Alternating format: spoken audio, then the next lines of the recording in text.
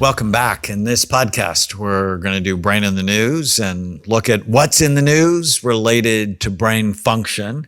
But before we do, I want to read a review. I recently came across your work on YouTube, and I've absolutely enjoyed your talks and interviews. I've ordered your new book this week. Thank you so much. I admire your mission. I've made several health changes recently, and I am feeling great. I've known for years the right way to eat and take care of myself. It wasn't until I saw the brain scans that it became real to me what I've been doing to myself. Thank you for sharing your wisdom, and keep it up, please. Well, from Joe. Thank you, Joe, so much. All right. So in Brain in the News, we look at what are the news articles that we think are important that you should know about in the news this week. And Tana, you have one. I do. So we've known that tap water is not great for a long time. Like we all have, not all of us, but most of us have reverse osmosis systems. We've got a water softener. But did you know it could cause cancer? So new study. Let's see. It says, can you get cancer from tap water? A new study says even safe drinking water poses a risk. So according to a new study from the Environmental Working Group, this was in USA Today, report came out that says Watchdog Group cautions that carcinogenic products in tap water may altogether increase cancer risk for thousands of U.S. residents over a lifetime. They found 22 carcinogens commonly found in tap water, including arsenic, byproducts of water disinfectants, radionuclides such as uranium, radium, and they could cumulatively result in over 100,000 cancer cases over the span of a lifetime. Although most tap water meets legal standards set by the federal government, EWG researchers found that contaminants present in tap water create a measurable risk for cancer. Is that crazy? That means drink clean water. Yeah. I mean, you've got to have a really good system. And all plastic bottles are not the same. And many of them in general are not safe for you. So you want to make sure you understand the vehicles that you're drinking water out of.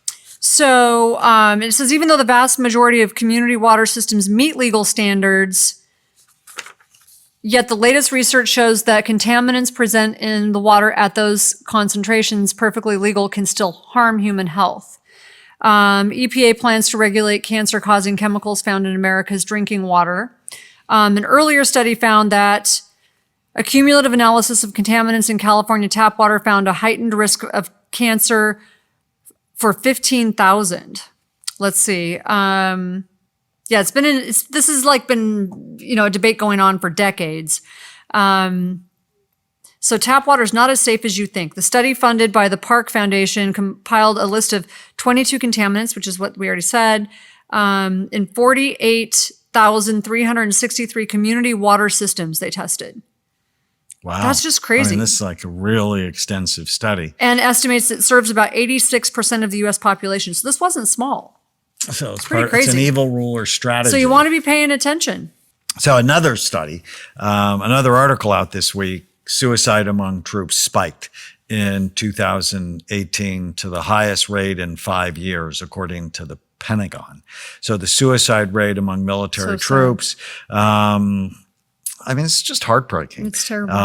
Active duty troops was 24.8 per 100,000 in 2018. 5 years ago was 18.5 per 100,000 service members.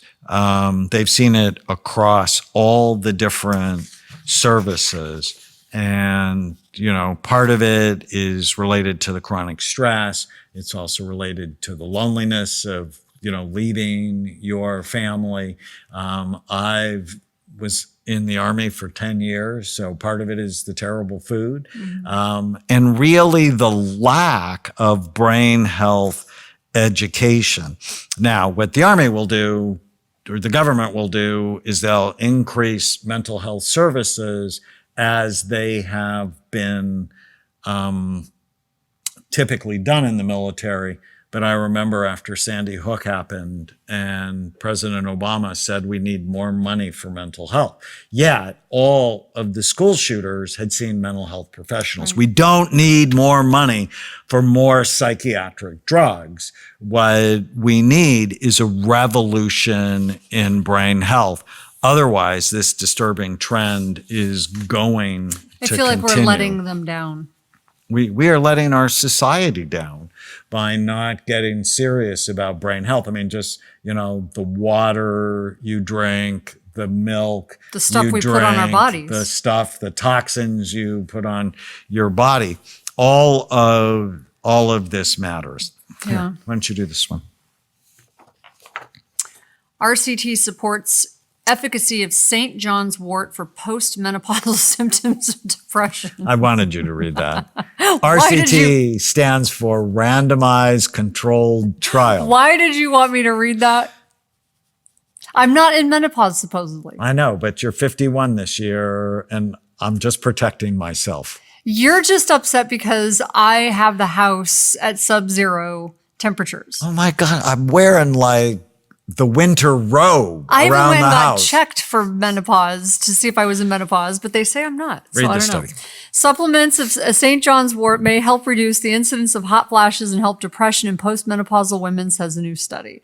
According to the recent report from the American Botanical Council, sales of St. Johnswort were at 5.77 million in U.S. mainstream multi-outlet channel in 2018.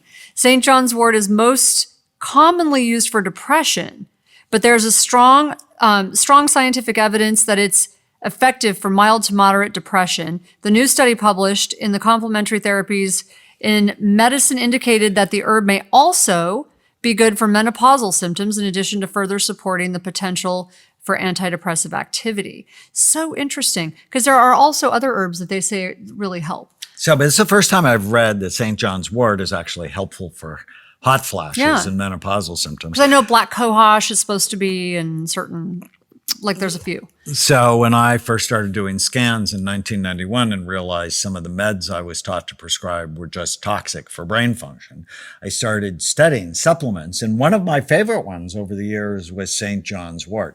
Now, BrainMD actually doesn't carry St. Johnswort because there's problems with it, that it can decrease the effectiveness of birth control pills. Right. It can decrease the effectiveness of antiviral medication. So we chose not to include it in our line, but I still use it. I still like it for people who are worriers, people who hold on to negative thoughts, people who struggle with depression, but they don't want to take an antidepressant. And head to head against St. Johnswort and Zoloft, they're equally effective. Interesting. And so there are dramatically fewer side effects with St. Johnswort versus most SSRIs. For me, I really like 5-HTP and saffron. That's what we have in our serotonin mood support. But St. Johnswort is an option for people, especially if they're struggling with hot flashes. But say, for example, they have breast cancer and they can't take estrogen. Well, and that's why since you put this in my hands, I didn't know what you were putting in my hands. Things like, I've not tried them, but I do know from some of my classes, supposedly things like Dong Quai and black cohosh, and there's a few things like that that supposedly also help with. But see, what I like about this, it's a randomized controlled trial. Yeah. That's what you want. All right. One more. And this one is going to blow your mind. Our skulls are out evolving us.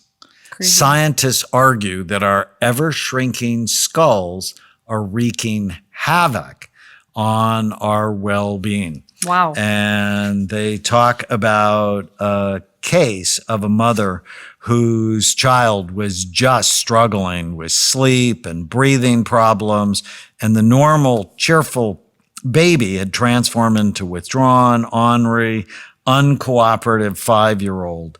And the mom knew there was something the matter and took mica all over the place, and nothing was working. But they found a doctor who said the problem was actually the bones in Micah's face. And science suggests that crooked teeth, overbites, narrow jaws, crimped nasal airway passages are a modern phenomenon, that skeletal remains show that just 300 years ago, humans commonly displayed straight, perfectly aligned teeth, wide jaws, flat palates, and large nasal passages that signal habitual, healthy breathing. Wow. But more recently, our faces have begun to deform. Today, our skulls are marked by high, narrow palates, shorter, lower jaws, and often insufficient space. When children drop their baby teeth, there's typically inadequate room for their adult teeth, which leads to crowding and misalignment. Worst of all, this anatomy encourages mouth breathing, which can lead to under-the-radar sleep difficulties and a whole array of problems ranging from behavioral challenges, anxiety, depression, to cognitive issues. And these conditions cost thousands of dollars to correct through orthodontics, dentistry, therapy, and even surgery to remove tonsils and adenoids.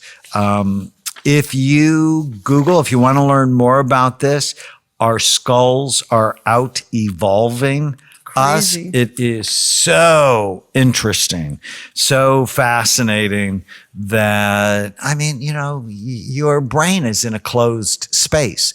And if that space is closing in on you, that might be one of the So causes of mental health challenges that nobody knows about. All right, we're out of time for Brain in the News. We hope you like our new segment. If there's something you learned, please post it on any of your social media sites and hashtag Brain Warriors Way podcast. Also, leave a review, leave your questions. We're going to answer them next on brainwarriorswaypodcast.com. Stay with us. If you're enjoying the Brain Warriors Way podcast, please don't forget to subscribe so you'll always know when there's a new episode. And while you're at it, feel free to give us a review or 5-star rating, as that helps others find the podcast. If you're considering coming to Amen Clinics or trying some of the brain healthy supplements from BrainMD, you can use the code podcast10 to get a 10% discount on a full evaluation at amenclinics.com or a 10% discount on all supplements at brainmdhealth.com. For more information, give us a call at 855-978-1363.